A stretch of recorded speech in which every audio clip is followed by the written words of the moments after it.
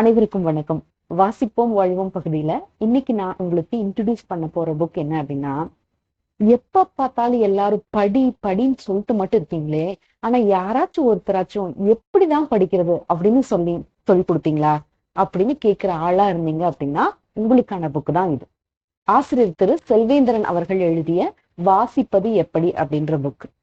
இங்க இருக்கிற சமூக இழிவுகளை பத்தி சொல்லுங்க, இல்ல சமூக இழிவுனா என்ன அப்படின்னு கேட்டா நம்ம என்ன சொல்லுவோம்? சாதி இருக்குங்க, மதம் இருக்குங்க, தீண்டாம இருக்குங்க, பொருளாதார ஏற்றத்தாழ்வு இருக்குங்க, இப்படின்னு அப்படியே பயங்கரமா லிஸ்ட் போட்டுட்டே போவோம்.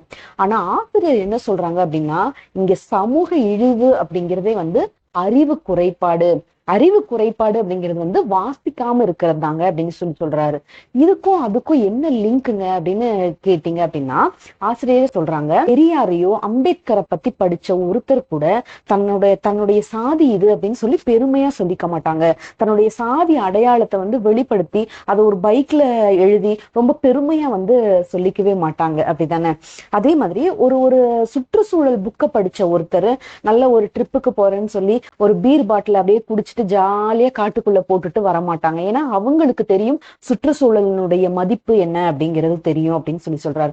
அதே போல ஒரே ஒரு சிற்பத்தை பத்தியான ஒரு புக்கை படிக்கிறவங்களுக்கு தெரியும் அந்த சிற்பத்துடைய வேல்யூ என்னன்னு தெரியும். அதுல போய் ஐ லவ் யூன்னு சொல்லி ஹார்ட் எழுதி அம்புக்குறி எல்லாம் போட மாட்டாங்க, அங்கங்கெல்லாம் கிறுக்கி வைக்க மாட்டாங்க அப்படின்னு சொல்றாங்க. இந்த உலகத்தை மாற்றிய இந்த உலகத்தினுடைய கதாநாயகர்களை படிச்ச ஒருத்தர் கூட இப்ப இருக்கிற சினிமா நாயகர்களுக்கு பெரிய போஸ்டர் ஒட்டி அதுக்கு பாலாபிஷேகம் பண்ற இந்த கிறுக்குத்தனங்கள் எல்லாம் செய்யவே மாட்டாங்க. அதனால இந்த சமூக இழிவுகளுக்கு எல்லாத்துக்கும் பின்னாடி நம்மளுடைய வாசிப்பு திறன் குறைவா இருக்கு, நம்ம வாசிக்காம இருக்கிறது தான் மெயின் விஷயம் அப்படின்னு ஆசிரியர் சொல்றாங்க. இந்த வாசிப்பை பொறுத்த அளவுக்கு வாசிப்பை 3 விதமாக ஆசிரியர் பிரிக்கிறாங்க. ஒண்ணு வாழ்க்கைக்கு உதவுவது, இன்னொன்று வாழ்க்கையை புரிந்து கொள்ள உதவுவது, இன்னொன்னு பொழுதுபோக்கு அம்சம்னு பிரிக்கிறாங்க. இப்ப இந்த வாழ்க்கைக்கு உதவுவது அப்படிங்கிறதெல்லாம் நம்முடைய ஸ்கூல் புக்ஸ், நம்ம துறை சார்ந்து நம்ம படிக்கிற புக்ஸ், அதுக்கப்புறம் அன்றாடம் படிக்கிற நியூஸ் பேப்பர்ஸ், இதெல்லாம் நம்முடைய வாழ்க்கைக்கு உதவுவது அப்படிங்கிற பகுதியில வரும். ஏன்னா அதை வச்சு நம்மளை நாமே அப்டேட் பண்ணிக்காது உதவும். அது மூலமா நம்ம ஏர்ன் பண்ணுவோம், நம்முடைய குடும்பங்களை நடத்திருக்கிறதுக்கான அந்த வாழ்க்கையை மேம்படுத்த உதவுவதற்காக அந்த புக்கு வாழ்க்கைக்கு உதவுவதுங்கிற பகுதியில வரும்.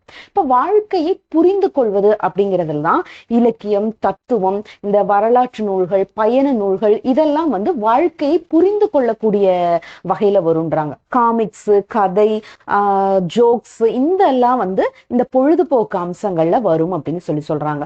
இப்போ வாசிச்சிட்டோம் சரி, ஆனா வாசிப்பதனால எனக்கு என்னென்ன பலன் கிடைக்கும் அப்படின்னு நம்ம எல்லாருமே பொதுவாக கேட்போம் இல்லையா? சோ ஒரு ஒருத்தருக்கு தான் நல்ல கற்பனை வளம் இருக்கும், மொழி வளம் இருக்கும். அதையெல்லாம் தாண்டி அவர்களுக்குத்தான் தகவல் தொடர்பு திறன் இருக்கும்னு சொல்றாங்க.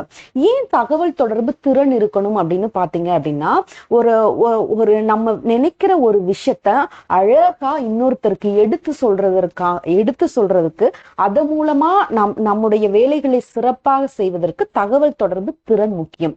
உலகத்தினுடைய தலை சிறந்த தலைவர்களாக உருவாக்கியிருப்பாங்கல்ல, அந்த தலைவர்கள் எல்லாமே சிறந்த தகவல் தொடர்பு திறனாளர்களா இருந்திருப்பாங்க. அப்போ ஒரு புத்தகத்தை நீங்க வாசிக்கும் போது உங்களுடைய தகவல் தொடர்பு திறன் மேம்படுது. நீங்க தகவல் தொடர்பு திறன் மேம்பட்டுச்சுன்னா அதுல நீங்க சிறந்தவர்களா ஆனீங்க, தகவல் தொடர்பு திறன்ல சிறந்த நிர்வாகிகளா ஆனீங்க அப்படின்னா அந்த நிர்வாகிகள் தான் நாளைய உலகை ஆளும் தலைவர்களாக மாறுவாங்க அப்படின்னு சொல்றாங்க. சரி, வாசிப்பதனுடைய மேன்மையை பத்தி சொல்லியிருக்காரு. அதே மாதிரி ஏன் வாசிக்காம இருக்கோம் அப்படிங்கிறது அஃப்கோர்ஸ் நமக்கே தெரியும் ஏன் வாசிக்காமலாம் நம்ம இருக்கோம் அப்படிங்கிறது. ஆனா ஆசிரியரை தாண்டி நிறைய விஷயங்களை சொல்றாங்க. முதல்ல மெயினா நம்மளுடைய சூழல்கள்ல பாத்தீங்கன்னா நம்முடைய குடும்ப சூழல்கள் கண்டிப்பா நிறைய பேத்துக்கு புக்கு வாங்கி படிக்கிறதுக்கே உரிய சூழ்நிலைகள்ல நம்ம இருக்க மாட்டோம். அப்புறம் புக்கை வாங்கினா எப்ப பார்த்தாலும் புக்கை வாங்கி வச்சுட்டே இருக்கியாப்பா இது என்ன அப்படின்னு கேக்குற குடும்பங்கள்ல இருந்து வந்திருப்போம். அதுக்கப்புறம் நமக்கு ஆர்வம் இருக்காது. நம்முடைய வழிகாட்டுறதுக்கு யாருமே இருக்க மாட்டாங்க. நிறைய கவனச்சிதறல்கள். நம்ம நல்லா படிக்கலான்னு ஒரு பேஜ் எடுத்து வைப்போம், அப்பதான் நம்முடைய எஃபியோ இன்ஸ்டால இருந்த ஒரு ஒரு இது வந்து வந்து வந்து வந்து வந்து நம்மளை டிஸ்டர்ப் பண்ணிட்டே இருக்கும் இல்லையா.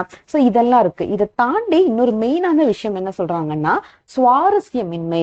ஒரு ஒரு புக்கை படிக்கணும்னா ஒரு சுவாரஸ்யம் வேணும் இல்ல.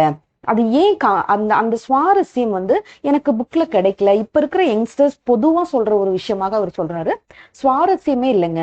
ஒரு ஒரு ஒரு ஒரு ஒரு இன்ஸ்டால நான் ஒரு ரீல் எடுத்து பார்த்தேன்னா எனக்கு பிடிக்கல, அடுத்தது மூவ் பண்றேன், ஹாப்பியா இருக்கு, அடுத்ததுன்னு நம்ம தள்ளி போயிட்டே இருக்கோம். அது ரொம்ப சுவாரஸ்யமா இருக்கு.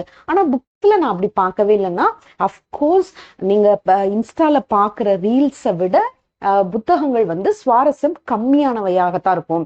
ஏன்னா ஒரு புது விஷயத்த, ஒரு கலர்ஃபுல்லான விஷயத்த பார்க்கும்போது நம்ம மைண்டுக்குள்ள டோபமைன் அப்படிங்கிற ஒரு சுரப்பு இருக்கு. அது வந்து ரொம்ப இன்ட்ரெஸ்டிங்கா வந்து சுரக்கும். அப்ப அடுத்தடுத்து நீங்க என்ன தேடணும் அப்படிங்கிற வந்து ஒரு ஒரு போதை தரக்கூடிய ஒரு ஃபீலிங்கை வந்து உங்களுக்கு அது தரும். ஸோ அடுத்தடுத்து நீங்க பார்த்துட்டே இருப்பீங்க. ஆனா இந்த டோபமைன் நாளைக்கு என்ன ஆகும் அப்படின்னு பாத்தீங்கன்னா, அது வந்து ரொம்ப கம்மியாக ஆரம்பிச்சிடும்.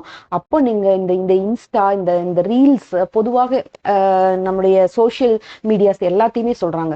அப்போ அதனால உங்களுடைய மைண்ட் என்ன ஆகுது அப்படின்னு பாத்தீங்கன்னா, ஒரு விஷயத்த நீங்க நீங்க கவனிக்கிற திறன், அந்த கவனிக்கிற அந்த பவர் வந்து உங்களுக்கு கம்மியாயிரும். ஒரு எளிமையா புரிஞ்சுக்க கூடிய விஷயத்த கூட உங்களால புரிஞ்சுக்க முடியாத அளவுக்கு நாளைக்கு சூழல் வந்து உங்களை தள்ளிரும் அப்படின்னு சொல்றாங்க. அப்ப என்ன சொல்றீங்க, எஃபி, இன்னைக்கு இன்ஸ்டா, சோசியல் மீடியாஸ் எல்லாம் யூஸ் பண்ண வேண்டாம்ன்றீங்களா? அப்ப டெக்னாலஜி யூஸ் பண்ண வேண்டாங்கிறீங்களா அப்படின்னு நம்ம கோவமா அவரை பார்த்து கேட்கும் போது அதுக்கும் அவரே பதில் சொல்றாரு, இல்ல டெக்னாலஜியை வந்து எதிர்க்கிறவன் நான் இல்ல, டெக்னாலஜி எதிர்க்கிறவங்கள முழு மூடன் அப்படின்னு அவரே வந்து சொல்றாரு. ஆனா டெக்னாலஜியை வந்து எதுக்கு யூஸ் பண்ணிக்கணுமோ தேவைக்காக தான் டெக்னாலஜியை தவிர நம்முடைய பொழுதை போக்குவதற்கோ நம்மளுடைய வளர்ச்சியை தடுப்பதற்காகவோ ஆனது இல்ல டெக்னாலஜி அப்படின்னு சொல்றாங்க. கண்டிப்பா வாசிக்க சொல்றீங்க சரி, ஆனா வந்து வாசிக்கிறதுனால எனக்கு பொருளாதாரத்துல நான் எப்படி மேம்பட முடியும்? காலேஜ்ல சில பசங்க கேட்டிருக்காங்க, சரி சார் நீங்க வாசிக்க சொல்றீங்க சரி, நான் வந்து ஆனா நான் வாசிக்காம எனக்கு எனக்கு எனக்கு சாப்பாடு கிடைச்சிருது, எனக்கு போட்டுக்க ட்ரெஸ் இருக்கு, பைக் இருக்கு, நான் நல்லா தானே இருக்கேன், நாளைக்கு நான் வேலைக்கு போவேன், சம்பாதிப்பேன், இதுல எதுக்கு நான் வாசிக்கணும் அப்படின்னு கேட்டீங்க அப்படின்னா, அதுக்கு சில பதில்களை சொல்லிட்டு ஒரு இடத்துல என்ன சொல்றாரு அப்படின்னா, இந்த உலகத்தின் மிகப்பெரிய கோடீஸ்வரன்கள் இன்னைக்கு வந்து Warren Buffett, Mark Zuckerberg, Warren Buffett, இவங்கெல்லாம் பாத்தீங்க அப்படின்னா பொதுவாகவே அவங்க வந்து போனை ரொம்ப ரேரா யூஸ் பண்றாங்க, போனை யூஸ் பண்றது இல்ல. அவங்களுடைய வெற்றியில, அவங்களுடைய வளர்ச்சியில மட்டும்தான் அவங்களுடைய கவனம் இருக்கு அப்படின்னு சொல்றாங்க. இதுல பில் கேட்ஸ் வருஷத்துல 2 மாசம் லீவ் எடுத்துட்டு போய் அந்த வருஷம் வந்த முக்கியமான புக்குகள் எல்லாத்தையுமே படிச்சு முடிக்கிறதுக்காக அவர் டைம் ஸ்பெண்ட் பண்றாரு. அப்ப நம்ம எல்லாம் எப்படி இருக்கணும்னு நம்மளை பார்த்து கேள்வி கூட கேட்கிறாரு. சரி, இப்ப எல்லாமே நமக்கு ட்ரெண்ட்ல இருக்கணும்னு சொல்றோம்ல, நம்முடைய ஹேர் கட் ட்ரெண்ட்ல இருக்கணும், நம்முடைய பைக் ட்ரெண்ட்ல இருக்கணும், நம்ம சாப்பிடுற சாப்பாடு ட்ரெண்ட்ல இருக்கணும், எல்லாமே ட்ரெண்டா இருக்கணும். ஆனா நம்முடைய நாலேஜ் ட்ரெண்ட்ல இருக்கா அப்படின்னு சொல்லி யாராவது கேட்டிருக்காங்களா? இல்ல நீங்களே உங்களை வந்து கேட்டிருக்கீங்களா, நம்மளுடைய நாலேஜ் எப்படி இருக்கு அப்படிங்கறத ஒரு எபிசோட்ல நிறைய கொஸ்டின்ஸ் வந்து கேட்டிருக்காரு. அதெல்லாம் லாஸ்ட் இயர்ல வந்து ஃப்ரெஷ்ஷா இருந்தது. அது இப்பயுமே நீங்க வந்து அந்த ஒரு எபிசோட மட்டும் நீங்க எடுத்து பாருங்களேன். நிறைய கேள்விகளை கேட்டிருப்பாரு. ஸ்காலர்ஷிப் பத்தி, கவர்மெண்ட் ஸ்கீம் என்ன, இப்போ வந்திருக்கிற அட் பிரசன்ட்ல இருக்கிற பாலிடிக்ஸ் பத்தி நிறைய கேள்விகளை வந்து கேட்டிருப்பாரு. அந்த கேள்விகள் எல்லாமே உங்களுக்கு தெரிஞ்சிச்சு அப்படின்னா வெல் அண்ட் குட். இல்ல அப்படின்னு சொன்னா நம்ம அப்டேட்லயே கிடையாது. நம்ம வந்து இந்த புறப்போக்குகளுக்கு மட்டுமே வந்து நம்ம வந்து பெருசா நம்மளுடைய டைம் ஸ்பெண்ட் பண்றது எல்லாமே பண்றோம். ஆனா நாலேஜ்ல அப்படின்னு பாத்தீங்கன்னா நம்ம வந்து ஜீரோல தான் இருக்கோம். ஸோ அதனாலதான் வந்து படிங்க அப்படின்னு சொல்றாங்க. சரி, படின்னு சொல்றீங்களா, அப்ப இந்த புக்ஸை மட்டுமே வந்து படிக்கணுமான்னு கேட்டீங்கன்னா அப்கோர்ஸ் இல்ல. புக்ஸை மட்டுமே வந்து அவர் பேப்பர் வடிவில், இந்த பேப்பர்ல இருக்கிறத மட்டுமே வந்து படிக்க சொல்லல. நீங்க இன்னைக்கு நிறைய வெப்சைட்ஸ் இருக்கு, நிறைய புக் ஸ்டோர்ஸ் இருக்கு, அதுல எல்லாம் வாங்கி படிங்க. உங்க போன்ல, உங்களுடைய லேப்டாப்ஸ்ல, உங்களோட டேப்லெட்ஸ்ல வாங்கி வந்து படிங்க அப்படின்னு சொல்லிட்டு அவரே நிறைய பின்னாடி வந்து நிறைய புக்ஸ், நிறைய ஃப்ரீயா கிடைக்கிற டிஜிட்டல் லைப்ரரிஸ், அதனுடைய லிங்க்ஸ் எல்லாமே வந்து கொடுத்துருக்காரு. இது வரைக்கும் நான் வாசிக்கவே இல்லப்பா, இப்ப வாசிக்கணும்னு நினைக்கிறேன், ஆனா எதுல இருந்து ஸ்டார்ட் பண்ணணும்னு நீங்க உங்களுக்கு ஒரு டவுட்டா இருந்துச்சுன்னா கண்டிப்பா நீங்க இந்த புக்ல இருந்து வந்து ஸ்டார்ட் பண்ணலாம். வாசிப்பது எப்படி அப்படிங்கறதுல இருந்தே ஸ்டார்ட் பண்ணலாம்.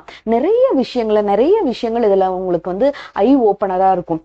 இதெல்லாம் நம்ம இந்த இடத்துல மிஸ் பண்ணிட்டோம், இப்பயும் கூட லேட் இல்ல, இனிமேலாவது வந்து வாசிக்கிற பழக்கத்தை இனியில இருந்து ஸ்டார்ட் பண்ணிக்கணும் அப்படின்னு நினைச்சா கூட இந்த புக்ல இருந்து வந்து ஸ்டார்ட் பண்ணலாம். நிறைய அனுபவங்கள், நிறைய கதைகள், நிறைய உண்மைகள், ரொம்ப அழகா சின்ன சின்னதா முக்கியமா போர் அடிக்காம எழுதியிருக்காரு. ரொம்ப நல்லா இருக்கும், இன்ட்ரெஸ்டிங்கா இருக்கும். வாசிங்க. வாசிச்சுட்டு உங்களோட கமெண்ட்ஸ் என்ன அப்படிங்கறத என் கூட ஷேர் பண்ணிக்கோங்க.